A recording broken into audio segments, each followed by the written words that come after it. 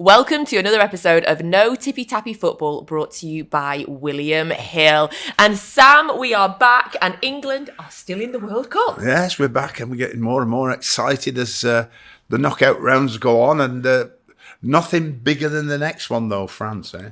Oh gosh, it really is. The nerves are starting to build. Well, a man that knows all about dealing with nerves is our guest today. We're absolutely thrilled to be joined by Tony Bellew. Thanks for having me. Thank you for coming down. I'm guessing, because you're a big Everton fan, obviously Sam's a former Everton manager, so I'm guessing at some point your paths will have crossed. Yes, we've met. I've known Sam for quite a while now. Sam was at my beloved club for a while and done a fantastic job while he was there. I was introduced to Sam by my little mate Sammy Lee. Yeah. I remember us coming into Finch Farm and crossing, and Sammy was walking towards and with Sam, and we caught up and we had a great chat, and yeah, good times, really good times. At that time I was still fighting. I was in and amongst the lads at the Everton dressing room, and I was getting treatment off certain things when I get injured, and I'd still do a little bit of training there. So yeah, and now I'm constantly stuck there because my 10-year-old is at Everton's academy, which is just a massive headache. But I'm so proud of him. It's brilliant. You mean the travelling, taking him him back every it's night? such a big commitment, but it really is. 4 times a week. Yeah. At 10? At 10. So Tuesday, Wednesday, Friday. Tuesday night 6:30 till 8. Wednesdays 5 till 6:30. Friday 6:30 till 8, and then Sunday game. Wow. And the games are home and away all around the country. But I'm so proud of him. He's brilliant. And one thing I've got to say, the coaching staff are just amazing. They really are. The job they do with the kids, they make them feel so at home. Every child comes into that place and leaves with a smile on the face.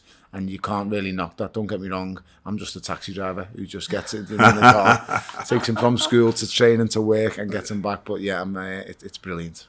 I'm fascinated by the idea that when you were fighting, you were just going in Everton to have a bit of treatment. Were you all right with that, Sam? Oh, absolutely. I mean, somebody. I mean, you got to. Your facilities are really good, and obviously what Tony needed to use were always open to him, like because of his, what he'd achieved in his sport. But anybody who supported the club who were looking to want to come in was a regular basis, and I think at that particular facility. It was great because there's plenty of room, plenty of facilities, and not use that much, because when you're in the season, your players are in and away because you can't overtrain your players, so they get in and they get gone, and then can you use the facilities for somebody else to come in and experience the fun, especially if they're an Everton fan. Oh yeah, I bet you loved that. Oh, it was great. The first time I went in was many years ago. It was David Moyes who allowed me access to Gaffer, and he was brilliant. He really was. And I was coming in when they'd finished training, and then slowly but surely my times would change. I got to know players, and and then ended up spending time with them in the dressing room and stuff like that. And you just get to know them. First time I went in, I remember looking at them like they were superstars and thinking they were all kings. And I remember Tim Cahill sitting me down one day and saying to me, "Tone, you're exactly the same as us." And I was like, "No, I'm not. You play for Everton." And he was like, "We are. Yeah, you're a boxer." And I said, "Mate, I'm a punchy boxer. I'm not a professional footballer for Everton Football Club." And he says to me, "Trust me, you are." And over years and over time, I soon realised that I'm no different than them. They're no better than me. I'm no better than them. Yeah. The only difference between us all is you kick a ball for a living. I punch people in the face. And that was the only difference. What makes them happy made me happy. What floats their boat floats mine. You're just normal people. I say, don't single them out because they kick a ball. They're just normal lads and brilliant at what they do. So yeah, it was nice to be in there, and the facilities there at Finch Farm are unbelievable. It's one of the best training complexes in the country. Cryo chambers, ice baths, hot baths, a gym that's amazing. I'm very fortunate. Well, obviously, the sport that you indeed did shine, we've mentioned it there, is boxing. We like to ask all of our guests. So we've had Sammy Lee on, and we like to ask everybody, and I asked Sam on our first episode as well. What's happening now? What's career-wise is going on now? And do you think you'll ever be tempted back? Could you be tempted back in the ring? I get asked all the time. Not really, no. I mean, the reason I stopped, I promised the kids I'd stop. Every dog has its day. I'd done everything I wanted to do. I'd been British, Commonwealth, European and WBC World Champion. I fought the very best in Alexander-Usyk for all the belts possible in one night. I lost, I got beat, and I lost to the best fighter on the planet. And sometimes you just got to hold your hands up and say, listen, he's the better man, he beat me, and which he did. He's absolutely amazing. So I went out at the top. and I went out dignified, and I don't want to be one of the sob stories and sad stories of boxing which we see over and over again, guys who just continue to do because they can't let it go. I don't want to be one of them. It's all well and good collecting the money, but I don't want to be sipping my steak through a straw. I want to be able to enjoy my life, enjoy my kids, and thankfully I've done okay. It could have been a lot worse. I'm a kid off the streets of Liverpool. I grew up with not much at all. Two fantastic parents who are very proud of me. I've got a lovely wife and I've got lovely 4 kids. So, yeah, there's no point in risking it more. You'd have to understand how dangerous boxing is. I know we look at it from the outside looking in as it's a sport. It's just two fellas having a little fight for 36 minutes. Some fighters don't make it home. You're not doing the Tyson Fury where you say you're not coming back and then you keep coming back. Oh no, he's definitely a one-off him. He's retired more times than John McClane.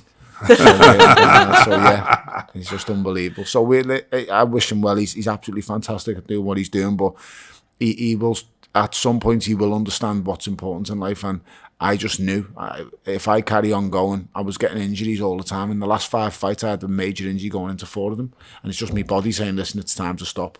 And them injuries never stopped me because I won 4 out of them 5 fights. And it wasn't the injury where I lost to Alexander Usyk. He just lost to the better man, like I said.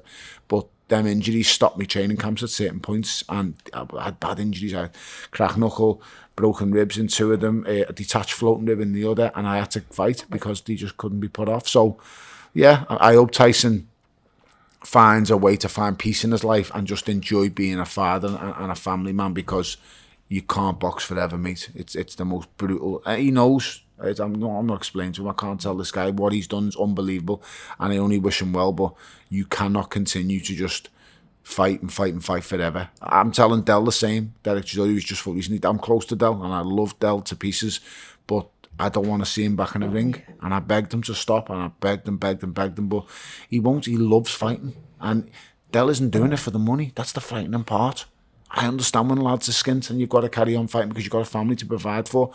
But Del's okay. Del's financially good. He doesn't need the money. And he says to me, "Tom, we all need the money." And I'm like, "You don't. It's just, he's got a beautiful wife. He's got 2 beautiful little girls. Just think about, you're no good to them.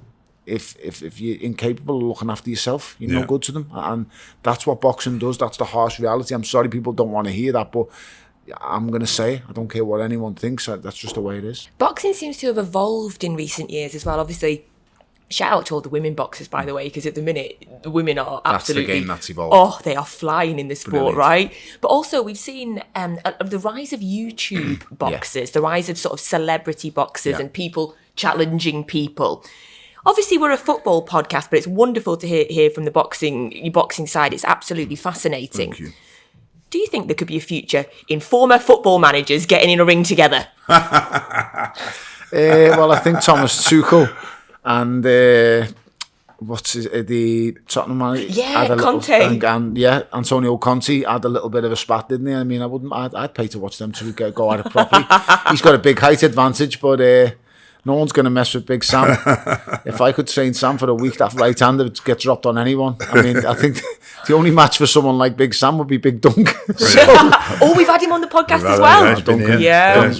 Duncan's my friend. He's my hero, Duncan. I've known Duncan a long time. And he's just an absolute... He's brilliant. Duncan is so underrated with his knowledge. He should be in football. He should be in... He wasn't with me. Yeah, it was a pleasure to be with him, like you mean, because I had the same reservations when I went to Everton about a little bit about Dunk, about just his past reputation as a player, which was completely and utterly nonsense when we got stuck into the behind the scenes side, and his knowledge and his experience was like, well, it was a wealth of knowledge to me, particularly at that particular time, and helped us a great deal, which is why he's still my friend. Me and Sammy like lunch quite regularly over in Liverpool, so he's so what smart, a combination, Sam. There's me, and then there's Dunk, and then there's Sammy in the middle. he's so smart. He's tactically aware. Duncan is brilliant. He really, really is, and he should be. If he's not in the manager, he should be in the media, because he could explain things so well. And as I say, that form of past. It precedes him, and people judge him on his past. Don't ever judge anyone by the past. Give them an opportunity, give them a chance. So I say, I love Duncan. He'd be one of the ones who I'd go, listen, I'll pit him against anyone. He's as game as anyone, but don't ever mix that up. He's not that way inclined these days. He's so relaxed, so smart, so calm. He would make brilliant pundits, manager, whatever. So yeah. He said on this show that he wants to be a manager. Yeah, so definitely. We're waiting, aren't we? He'll get a job soon. He will. Well, we'd hope so. Yes, we'd hope. I mean, I think he deep down inside, I think he was hoping that was going to be Everton at some stage, but it wasn't to be, sadly for him. So he felt the need to leave and test the water if he could get the manager's job. In terms of punditry, obviously it's going really well. Boxing, that's what you're doing now. Yes. Main pundit for The Zone. Yeah. In terms of football pundits, have you got a favourite? Have you got anyone that you like to listen to? I mean, I love Ali McCoist as a pundit. Ali's brilliant. I mean, I think Ali, Ian Wright, Alan Shearer, I think the way they bounce off each other. I actually like Gary Lineker. I like them all, to be fair. I think Gary Neville's brilliant, very tactically aware, smart. Carragher is fantastic. Jamie Carragher's football knowledge is second to none. The kid just knows the lot, and he's got a media, like he's got a memory like an encyclopedia. He's really, really good. So all of them are good. As I said, I'd like Sam's knowledge of the game is phenomenal. He's been at every level of the game, and he's managed through. The thing with you, Sam, you've had to go through different eras in football, and from 80s, 90s to 2000s, and you will have seen the ego. And like, this is what gets me with football. I've watched lads, I've watched dressing rooms evolve through. I've been going to Finch Farm for 10 years. Yeah. I've watched the revolving door with managers keep coming and going. I watched the door when it was just the Gaffer Moyes and he was there for a long time, and I've seen how the dressing room built. I've seen the camaraderie between players. Then I've seen another manager come in and break that and shatter it and break it down. And then I've seen players turn on managers. And it's mad how I've seen it all in front of my eyes. For someone like yourself, Sam, you will have been in an era of football where it's been, these are hard fellas, they get stuck in and we defend properly, we do things regimentally, we do it properly, to then having to go, right, I've got to deal with his ego and I've got to massage his ego and make sure that I've got him on side now. Because I can't lose this one lad, because if I lose this one lad, I could lose the dressing room. This is what we're at now. You're half a psychologist and a psychologist and a childminder as much as you're a football manager. And this is the world you're living in now, football. You've got kids in academies who are thinking that the professional footballers, the 16, 17, strutting around complexes if they've cracked it. And this is the world you live in. They all just need to come down, and they need to have a second to think of where they're at the minute. Perspective and reality is needed in football. It really, really is. And I think, players have just got to understand that you're football players and be a footballer. You don't need to be a fashion designer. You don't need to be a model. You don't need to just do your job. Just be a footballer. Just do your job. The sad thing is when you see it. The sad thing is when you see it and you try and prevent it, and you go, you do know that you're only just starting. You might think there's a long way there in your early 20s in the first team, but it'll go like that if you're not careful, and who is looking after you and what are you doing with your life and that, and you can see the ego take over. And rightly so, it's not an easy task to be earning that sort of money at 19 and 20, 21. And the fame that goes with it and what's around it is a special group of people you need. Your parents still, or particularly your agent, if he's yours, it's the right one, and then try and keep your feet on the ground, because it does escalate, and a lot of lads, it escalates into their downfall far too early than it should be, and they lose perspective, and all of a sudden your career's gone, and you're on the downward spiral very quickly. And you wonder where it's all gone. So the amount of players that come for me and after and said, I wish I'd have listened to you more. I wish I'd have done this. I wish I'd have done that. When they miss football so much because they're in the wilderness far too easily, far too quickly. And that happens to a huge amount of players. The stats at the moment are absolutely terrifying for youngsters, because only 5% are making it. The amount that's put into these academies, I was interested to see one of the major clubs. I'm not sure, I might be wrong when I say PSG. One of them have done away with their academy from 8 up to 12. And it kind of makes you think to yourself, are they pushing these kids too much? Is it too much? Is it too regiment? Just let them play. Because I think Wayne Rooney, is the last of the street generation. He's the last one. Yeah, 16 in the first team. I've never seen that. I remember that kid. I was in my season ticket, just watching him, and he would just got into the squad. He didn't play. He wasn't playing in the first team this day. They're warming up, and he's warming up with the first team. Yeah. And we'd all heard his name. Is this kid in the U team? You want to see him? He's unbelievable. He played in a few pre-season games or whatever. The ball's on the halfway line, literally on the halfway line, chalk on the pitch. And he just went in and he got to the stairs and he went, took the first step to go down into the tunnel. And he looked back at the ball and he just couldn't leave it. And he walked back to the ball and he just thought, oh, I'll just go and hit that and belt it. he walked back to this ball and it was from the halfway. He hit this ball, I swear to God, and it didn't touch the ground and it went straight in the top corner of the Gladys Street end. And everyone just stood up and clapped and he got dead embarrassed, put his head down and ran down the tunnel. And I just thought, how old he was, I can't even know, but he whacked the ball from the halfway and put it in the top corner. I just thought, he's the one. He is. And I told him, he come on my podcast and I said to him, Waz, you won't remember this. And he said, that's one of the lucky ones that went in. He said, Sir Alex used to go nuts and bollock me every week for doing that. He said, because I do it every week. He said, and some of them go over the bar, some of them go. I said, well, I'm telling you what, lad, I witnessed it go in and you were a child. That was before he scored the goal against Arsenal. And it's just phenomenal. Yeah. I've never seen anything like that, and I genuinely don't believe we will see something like that again. I'll tell you the one I saw, shall I? Go on. Oh yeah, I'm West Ham manager. Okay. And Man United are playing, and I'm in the dugout here, and the halfway line's right there, and the ball drops just inside Man United's half, and he looks up and he goes, boom. He goes over the goalie's head into the net, and I'm gone. Jesus, has he done that? What do you do about that? What do you do about that? You just have to go, well, I'd have clapped, but I got slaughtered by the West Ham fans. Your keeper, Sam? You know, well, the keeper didn't expect it, that's for sure. And I think the keeper going, what's this coming? Then too late, you know what I mean? So, and then the other one was my first game for Everton, sat in the stand, and funnily enough, it was against West Ham, yeah. Was like, and he scored an art volley like about 15 yards inside. Just inside of the halfway, just inside. He was in the semi-circle. Put us 3-0 up at the time, like him in, and I've gone, wow. You know, and unfortunately for everybody, Everton, me, himself, even though it's difficult to accept, his legs was just the wrong side of, he's 30 and he could always make a contribution, but not as much as it used to be. Like, it's a bit like Ronaldo now, isn't it? Yeah.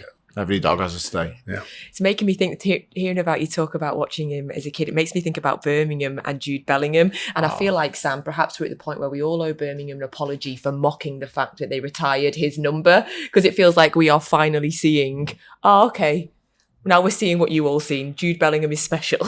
I knew about him. I'm very good friends and close friends with a boy called Craig Gardner. Yeah. Who's been at Birmingham a long time. Craig's he's part of the staff at Birmingham Football Club now, and many years ago we meet up, we speak all the time, and he said to me, Tony, he said, there's a kid here. He said, and Liverpool won him, United won him, they're all chasing. He said he's going to go to Germany. And I said, how good is he? He said, he's the best youngster I've ever seen in my life. He's the best youngster I've ever played alongside or seen. And I said, Craig, really? Come on, is he that good? And he said to me, just trust me, he is unbelievable. And he tells me his name, obviously Jude Bellingham, and he's going to go to Germany for his development. He said he could go to one of the big clubs now, but he said he's going to go there for his development. And so he actually turned down. So I think he turned down Man United then. I don't know if he turned down. He's spoken to United. I know they all wanted him. Alex told me, Yeah, I know they all wanted him.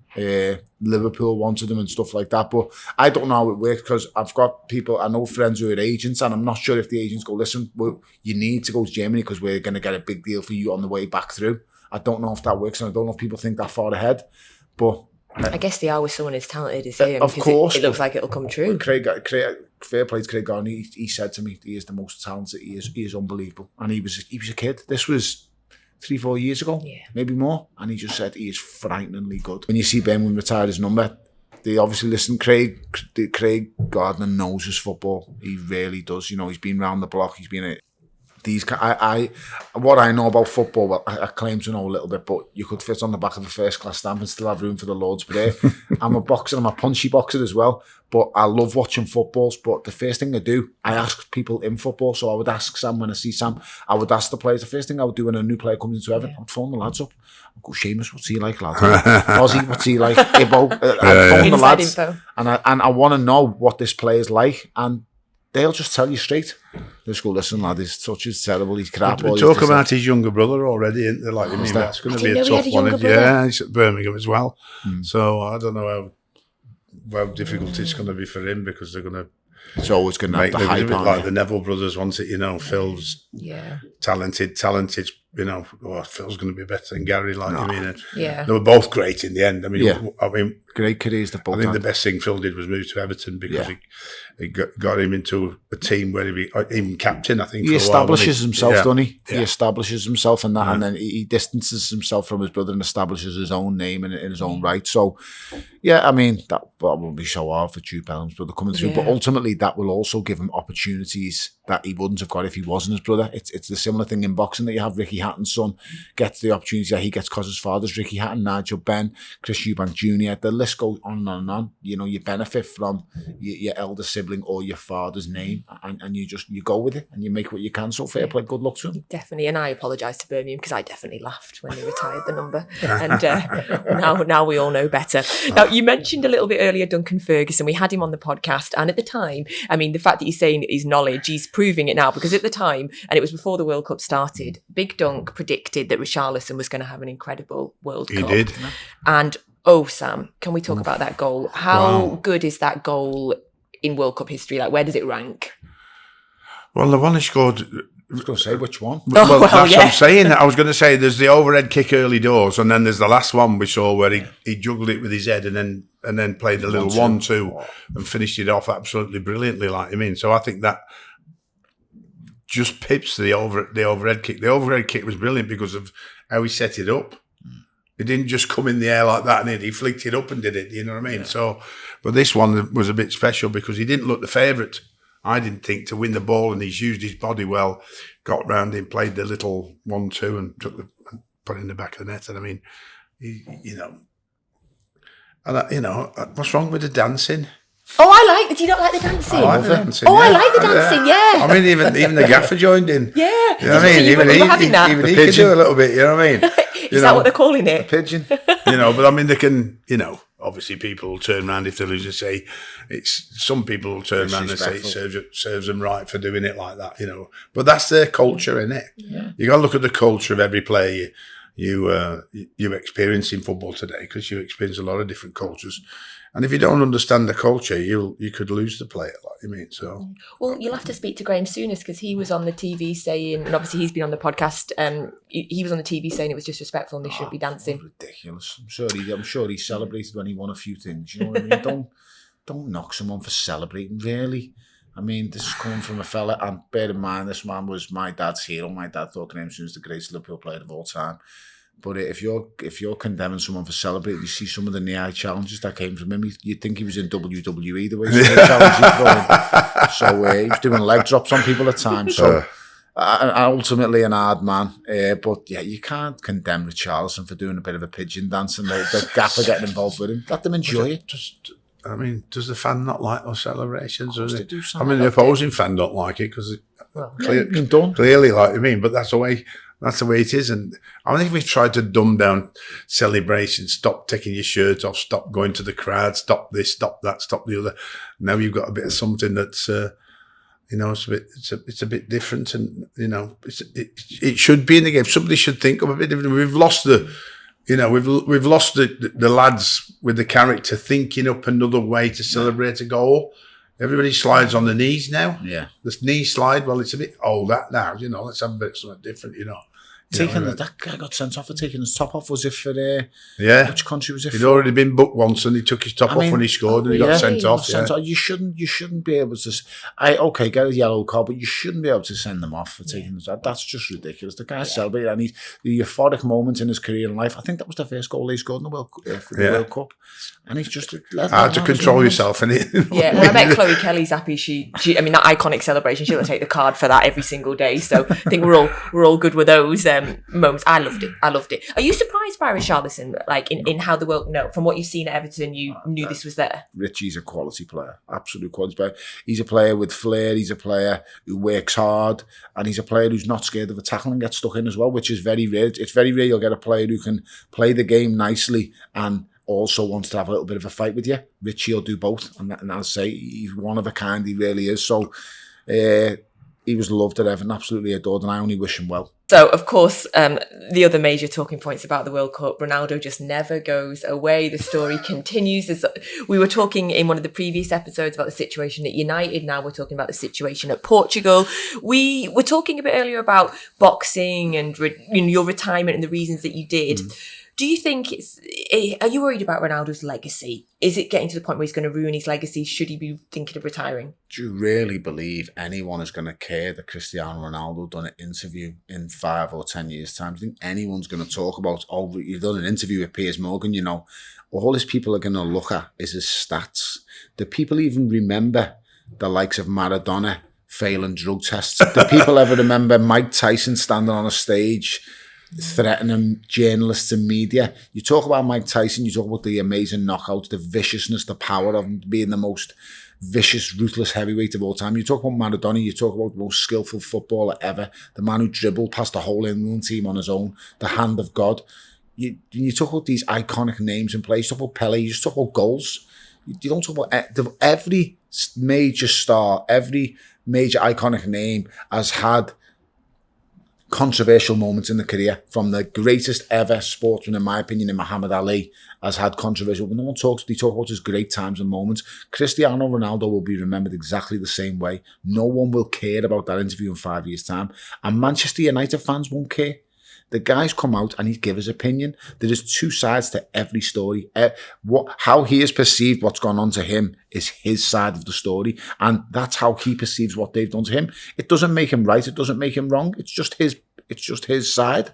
That's all as it is. I'm sure the United fans have got a different side. I'm sure the United board have got a different side, but that's how he perceived what's been done to him, and he's more than entitled to that. The boy is he can lay claim to being the greatest footballer ever. I mean, I have never seen, barring the likes of Messi, and I to be honest, I'm old school. I look at football from errors. I think R9 he's my favourite ever footballer. I have never seen anything do that he could do. And people say, oh, you've seen Messi, you've seen Ronaldo, but what I seen Ronaldo do at the 94 World Cup, the 2002 World Cup, the speed of his feet, the way he take players on for the likes of Milan, Real Madrid, it was mind-boggling. It was just, I've never seen pace and directness like it. But for Cristiano Ronaldo, I've never seen someone just pure affect the game like it. Numbers alone, goals that he does. Lionel Messi has made his greatest name with probably the greatest triangle midfield I've ever seen. Iniesta and Xavi and himself knocking it round. But I've never seen anything play football like that. Pep Guardiola created that and that team, and Messi benefited from that. And don't get me wrong, I've heard and I've read and I've listened to documentaries, read books. This plan was just get the ball to Messi. That's amazing. But Cristiano Ronaldo at times has carried teams. This boy's lifted Champions League trophy after Champions League trophy, Ballon d'Or after Ballon d'Or. He's a freak. He's a phenom. He's phenomenal. He really is. And I can't rate him highly enough. I mean, and as for interviews and controversy, I couldn't care less. Well, we are recording this ahead of England's big game against France, quarter-final of the World Cup. It makes your stomach jump just sort of saying and thinking about it. One of the big stories, well, pretty much, you know what, I feel like we've been talking about this since even before the World Cup started. When you sort of looked at the way that it would probably go if England won the group and the way it would go, we've kind of been waiting for England to meet France. And the conversation, Sam, for months now, it feels like it's been Kylian Mbappe. How do England stop him? What's your kind of take on it? Kyle Walker's spoken this week as well, saying it's not England versus Kylian Mbappe, but how do England do it? Well, I think that he's proven to be what we've seen. He's proven to be as good as what everybody's been talking about. I think we knew that beforehand, and like we talk about Bellingham, this lad's scored so many goals for France and his club at PSG that he's still only 23. So we're seeing it all. Mauricio Pochettino said he's still got a lot to learn, which was very interesting watching him on the basis of we're seeing a lot of his brilliant work done the same way, and there's more he could do to become even better. Whether he's actually getting coached to do that or not, no, because we don't know that. But I get what he was saying, but what he's doing at the moment is still such a big threat. Who can stop him? So it's simple for me. Kyle, you'll be man of the match if you stop him, in my opinion. Forget what everybody says, what the press say. Yeah. England could win. Somebody could score a great goal, but Kylian Mbappe stopped. You're stopping the biggest threat France have got. Have you got the patience, the concentration? Because that's all what's going to be needed, because you're not going to be involved in the game that much. So it's a sacrifice, and we don't talk about, back in the old days where, other managers, particularly Italians, would give a player a sacrifice to mark that man out of the game, and they would be probably the best at it for a long time. And we don't do it normally, so it's a particularly question just to say, it's not about you getting involved in the ball, it's not about you getting forward or creating, it's about you stopping Mbappe. And then it's about somebody else realising the situation, because it's going to need a 2-on-1 sometimes. Yeah. You can't just leave him 1-on-1, you know what I mean? So that's that area. And there's many other players in France who are going to cause England problems, but at the moment, none as big a threat as he is. So that's very important.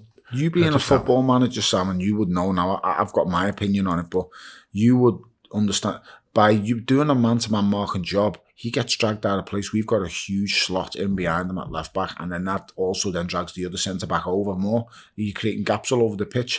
Well, no, because you got. If you're going to play, I still think you should play the three midfield players, because I still think that that them three have done brilliantly. Together, Henderson, Rice, and Bellingham. So one of them drops in the space. It's just a question of, if he starts going all the way up there, then if the midfield three are there together, and you go to see it, and that's you fill that space, especially if it's coming down that side, and then you become the fullback, if you like. I mean, rotation. You talk about rotation in attacking. Yeah. Well, rotation is the same in defending. The right fullback's right up there. Okay. Right, and I would be on the training ground and going, all right, why, this will be the right-sided player, why have you let our right back sprint all the way past you to get back to right back, when you could have just gone there, he could have just gone here, and he'd have saved that much energy running back there, and you could have then changed over when it's settled and ready. So it's about responsibility in and out of possession. Intelligence. It just worries me when we say we just man mark him. He's going to drift. He might even go over to the left side. We saw that when City played PSG. And if he changes, and then you've also got to think of the threat of Antonio Griezmann, who's played, I think it's 88 consecutive games for France on the run. Something stupid like that he's played. Now, he's obviously a big danger man for him to play so many consecutive games. And then you've got Giroud, who's deadly. He might not be the quickest, but when he gets a chance, he slots. And that's the big thing. So for me, I just feel we set up not to lose. And I want to see us set up to win. I mean, people won't like this, but I go with Trent Alexander-Arnold and I want to get at them. Oh, okay, hold on. So would you play Trent instead of Walker, or are you going into a back five? I'm sick of hearing Trent Alexander-Arnold can't defend. The kid can obviously defend. You're not at Liverpool Football Club and winning Champions League trophies. If you can't defend, he can defend. Okay, I'm not saying he's a better defender than Kyle Walker, but what I will tell you is he'll create you 4 or 5 times the amount of chances. He's the only right back in the whole world of football right now who changes a game. He will win you a game. Whether he puts the ball on the step with a depth, don't get me wrong, Kieran Trippier is absolutely quality with a set piece specialist. He really is. But mark my words, there's not a person who delivers a ball into a box better than Trent Alexander-Arnold. So are you playing him above Walker? I'd like to fit him in the team somewhere. I don't know how, because I really like Kyle Walker and I believe his pace is an issue, is a big issue against Kylian Mbappe. But mark my words, Mbappe, if he isn't having joy in the first 10 minutes against Kyle Walker, he will just move over to Luke Shaw. And Luke Shaw ain't keeping up with Kylian Mbappe, I'm sorry. He's getting absolutely legged. There's just no two ways about it. And that's what we'll do. So don't set your team up thinking about one man and being hard to beat and being rigid. Just set up to win. And if you want to win, you've got one of the best headers of a ball in the world in Harry Kane, a predator of a goal scorer.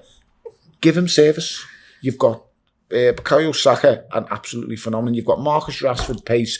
You've got Phil Foden, one of the most talented footballers since Paul Gascoigne and Wayne Rooney in the country. There's just so much ability. You've got Jude Bellingham, who's potentially... The manager will be worried about England's attack as much as... Yeah. Why don't he will be worried. He is a pragmatic manager. He's Deschamps is the best manager in the World Cup. You think so, Sam? Oh, I mean, one, how long he's been there? Yeah. 2, he's won it. 3, he knows how to manage a great team and knows how to... He knows how to manage egos. Yeah, and they've got a lot of injuries, like I mean, but they're still talked about. Nobody's mentioned the injuries they've had, like I mean. So and there's lots of other players that could fit in there. You know, I mean, not having Benzema to even score. Yeah. With the quality of that bite, like I mean, and then you've got Giroud, who's won the he's way past Thierry Henry in goals scored, and nobody talks about him being any good in England. But do you think we should set up Sam to win? I mean, I know you're... Well, he won't set up. He will set up to win because the one who gets the clean sheet will win. Of course, but you've got to score a goal. But we've got enough players to score a goal. But have we got enough service to the front man? Because we're playing one up front, and I know you want to say it's 3 midfielders, but the midfield, Henderson was absolutely phenomenal coming into the team. Fair play to him. And I've not been his biggest fan over the years, but I've got to give credit where it's due. But I think them 3 can win it. You think so? Yeah. I mean, yeah. If you are, in my opinion, if you are, and this is not a fullback anymore. This is the reverse of what a fullback is. In the last 5 years, 6 years, 7 years, is you are not a defender. So they don't get coached to defend now. Fullbacks, but you've got the best defending fullback in the country. Doesn't play for Man United. Wan-Bissaka. His stats are a million miles better than anybody else. His quality going backwards. He tackles. He wins the ball back. Now you can't play football without the ball. Yeah. So how do you get the ball? You shut the opposition down, you win it back, you tackle him, you get it. So he does that better than anybody else, but yet he can't play for Manchester United because the fullback now has to be up the pitch.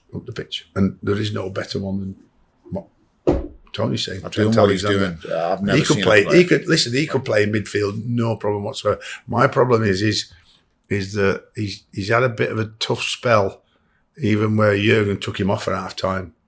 And that's what's your confidence like then? And you may end up as well needing your goalkeeper to step up again and make another phenomenal save like he did in the Senegal game. You know, at that point, obviously England were a little bit under the cosh. I'm guessing then perhaps because you hanging around the Everton training ground, Tony, you may know Jordan Pickford. Yeah, Pickford is a good lad, fantastic lad. Big voice in the dressing room, big voice in the England camp. I know him and Harry Maguire really tight and close. He's coached with a number of them. That England squad is a tight-knit England squad. All the lads are together and they're all about it. They're all pushing each other on. So Jordan's just another one of them lads. He's a diamond. He's been fantastic at Everton. Really, really good. I know he loves being at Everton Football Club. I've heard recently, there's going to be a transfer request put in the papers just recently or whatever have you. He's been nothing but phenomenal at Everton Football Club. He really has. Ups and downs, as all goalkeepers are going to have, especially still being young. But he's been brilliant. And in England shirt, he hasn't put a foot wrong. He's brilliant for Everton and made up with what he does for Everton. But when he goes to England, he goes another level up again. He's been absolutely phenomenal. The best England keeper I've seen... probably in my lifetime. David Seaman was an unbelievable keeper. He really was. But I'll tell you something this now, and this is just a fact. It's not even a debate. There has never been an England keeper with feet as good as Jordan Pickford. Ever. I have never seen a person... I'm telling you now, that lad could play out. His feet are unbelievable. Remember Chris Kirkland telling me many years ago, he was his coach at Preston North End when he was on loan there doing something. And he said when he played out with the lads, they would moan because he was that good. That is phenomenal. Tony, what if it comes down to his hands? What if we end up in another penalty shootout? Well, he'll save last time. Yeah? He done well last time, didn't he? He did last time and we lost still Stadley, but I mean, he should have been the hero in the final against Italy. He should have been the hero with the penalty. The one who slots past everyone, he saves. So I think I'm right. I was at Wembley, so he saved Jorginho's penalty, if I remember correctly. But he's a fantastic keeper. He's brilliant. He really, really is. So, I mean, I think there's only Ederson who has better feet than him in the whole world of football goalkeepers, to be honest. He's got the mentality. That's why he's... My son's a goalkeeper, and Jordan Pickers is his absolute idol. He's given us top and stuff like that. They've done their best, the punters, to get him out and the press. Mm-hmm. They've done the best to promote other goalkeepers, Pope and people like that, and saying, you can't keep playing him. And Gareth has been going, I'm glad to say, not been influenced by it. And because he's always deserved to be there. So just before we let you go, Tony, because you're working this weekend as well, you're a pundit for the boxing on Saturday night. Yes. What's happening? Are you going to get to watch the game? Yes, well, we start the boxing at 1:30 till 7 p.m. We're going to shut the boxing down and we're going to have live screens in the Leeds Arena with thousands of Leeds crazy fans, Josh Warrington fans, and we're going to get the match on, and then we're going to resume the boxing at 9 p.m. and then have the main event. So, what a day that's going to be. It's going to be a long day, but it's going to be a great day. I think the Zone are the first people to ever do something like that in the boxing world. So, listen, football, our country is governed by football. And right now, the whole country's going to come to a standstill on Saturday night, let's be totally honest. And I'm one of them big fans who's supporting and backing our country and backing the lads, and I just want to see us get the results. So the very best of luck to them. And then after that, we've got a world title fight with Josh Warrington, which is phenomenal, fantastic. We've got a scrap between Ebony Bridges. She's got an all-Australian clash that's happening in England. Her and the girl cannot stand each other. It's got really personal between them. So I'm looking for, there's nothing worse than a bit of a clash and they don't like each other. It's all well and good when they're shaking hands saying best man win, but it doesn't really float my boat. That I want to see them knock 10 balls out of each other in the press conference. Then I want to see them go for it again in the ring. So I'm a nasty kind of type. Well, it sounds like you've got a proper Saturday ahead of you. I just want to get a prediction from you both. So if you both predict one thing, doesn't need to be a score, or if maybe one of you does the score, a goal scorer, something that's going to happen, and we'll put them together as our prediction from the podcast for Saturday. So, Sam, what do you think? 2-1 after extra time. Oh, a 2-1 extra time win. Okay, Tony, what are you adding on? I just hope we win. And you know what? I think Phil Foden might be the difference. Phil Foden winning goal? I don't know. Something tells me this is going to be the game where Phil Foden makes the difference. Just hopefully he plays, because I just think he's the kid who can open the gate. He's got the key, but I don't know what it is. I just don't. He was really good in the last game, but I just think he's going to be the one to find that bit of magic, or find that pass, or find that clean an shot assist goal. Then, shall we say? Maybe an assist, maybe a goal, maybe he just runs the show. I don't know, but I think he'll be the one. But I think they will focus so much on where the quality's come. I think they'll isolate Bellingham. I think everyone will look at that boy and think he's flying. So they're going to target him. And I think they'll just look to stop Kane, put two defenders on, two centre-halves, and rough him up. And I think it'll be a rough game for Kane. But I just see Foden. He's here, there and everywhere. And if you let the shackles off him a little bit more, he will give it you.